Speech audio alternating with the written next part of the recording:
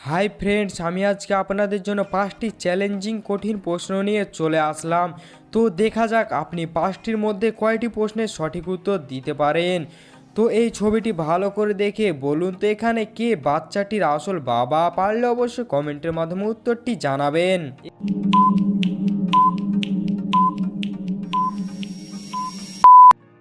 এখানে প্রথম লোকটি হলো বাচ্চাটির আসল বাবা, কারণ প্রথম লোকটির গালের দিকে একটু লক্ষ্য করলে দেখতে পাবেন যে একটি তিল আছে, এবং বাচ্চাটির গালের দিকে লক্ষ্য করলে দেখতে পাবেন যে একটি তিল আছে।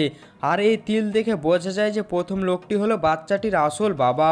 তো এই ছবিটি ভালো করে দেখে বলুন তো এদের তিনজনের মধ্যে কে ভূত?